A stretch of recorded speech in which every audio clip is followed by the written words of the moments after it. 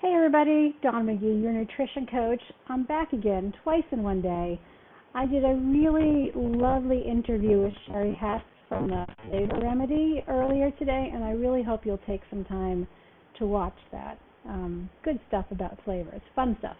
But I really felt compelled to pop on and talk a little bit about the coronavirus and what does it mean to flatten the curve and why you should care, even if you're totally healthy and you don't have any underlying health conditions, because this is a big buzz in the news and people are debating, should I cancel my plans? Should I not cancel my plans? Should I go out? Maybe even why should I care? This really isn't my problem. I'm healthy. And so I wanted to see if I could break it down a little bit for you and tell you what it means to flatten the curve and why you should care. So first of all, let me say that I'm a scientist by training, so I enjoy digging into this stuff, but I promise I won't get super technical about it. So what does it mean to flatten the curve, and what is this curve that everybody's talking about? You may have seen a graph that shows a big peak, which is what happens if we don't take what seem like unnecessary or overly cautious precautions. That's what happens. People say, well, why not get it over with? I'll get back to that in a minute. And on the same graph, there's a curve that's much lower but much longer. And that's what happens if we take cautious precautions, act out of the phrase of the day, an abundance of caution, which I have now realized is a super good thing to be doing. So, flattening the curve. Why do we not want to get it over with? Because right at the very top of the shorter curve is where our healthcare system gets overwhelmed. And what does that mean? It means that people who need to be treated won't be able to be treated.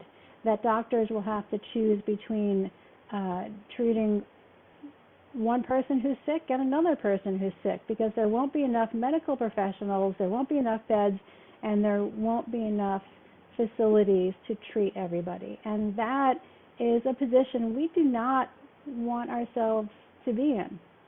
We do not want there to be needless deaths, avoidable deaths, because we didn't take an abundance of caution and precautions. So that's deaths, though, and there's something that not a lot of people are talking about. What about the people who get sick and heal, but don't really heal all the way? There could be long-term effects to your lungs.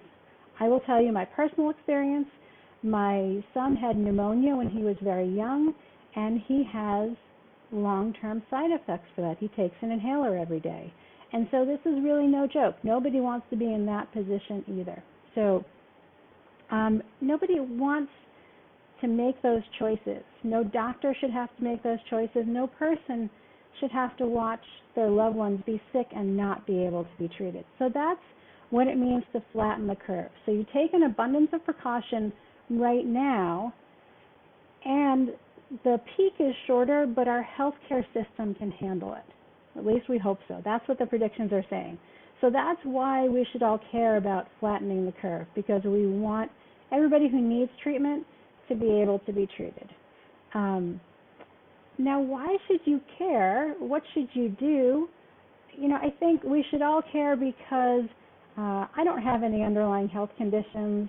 I'm healthy. If I get sick, it probably won't be catastrophic. In fact, I may not even show symptoms. And that's even worse, because that means that I could be transmitting the virus without even knowing it. So, I made some tough decisions in the past couple of days that I want to share with you. Tonight I had a party that I was scheduled to go to, but I decided not to, because I have people in my household that do have underlying health conditions, and I don't want them to get sick. And I don't want to pass it on to anybody else. We have a trip scheduled to go to Florida next week that we canceled, that we're going to be staying home. We'll be doing something else. Will we go out? Sure. We're not going to be, staying home the whole time, But are we going to go to crowded places? No, probably not. We're not. We're going to be more cautious. We're going to exercise an abundance of caution so that we can do our part in flattening the curve and not passing it along. And I encourage everybody to really think about this and what it means. And do you have somebody in your life that you care about that has an underlying health condition, that may have a suppressed immune system because of an autoimmune challenge, because they may have or be dealing with cancer, or someone who has asthma? These are people who really cannot afford to get exposed, and we want to flatten the curve. So that's why everybody should care. This is now a global problem. It's not somebody else's problem. It's everybody's problem. So that's what it means to flatten the curve. That's why you should care, even if you're healthy. Now, what can you do, right? I all about health and nutrition first and foremost, so I would be remiss if I didn't give you some tips and suggestions on what you could do proactively. First and foremost, even with all of this news, see what you can do to keep your stress level low, because keeping your stress level low will keep your immune system healthier. The more stressed you are, the more your immune system is going to have a hard time keeping up with it all. So go outside, get some fresh air. Stop listening to the news and everything for a little bit. Put on your favorite music and have a dance party. Something so that you can breathe. Even if it's just sitting in a quiet room with the lights low and some quiet music playing and just breathing for a couple of minutes. You'll be amazed at what that will do to reduce your stress level. So take a deep breath with me right now. Feels good to take a full breath, right? So that's one thing you can do. Keep your stress level low. Number 2, eat the rainbow. You've heard it all your life, right? Eat healthy. Make sure you are getting plenty of nutrients into your system. In emotional times, we may want to emotionally eat, and that may look like chocolate, ice cream, carb-heavy foods. Have some of those, sure, but don't make that your entire diet. Have healthy foods at the same time. Protein, fat, and carbs, clean stuff, living flavors, as Sherry says, as much as you possibly can. That will also keep you healthy, feeling good, keep your brain good, and keep your stress levels low. Last but not least, keep moving. If you sit still, you're not going to be as healthy as you could be otherwise, but it will also allow things to fester in your brain, which is not good. So get out and get moving. The weather's not bad here in the Northeast, depending upon where you are.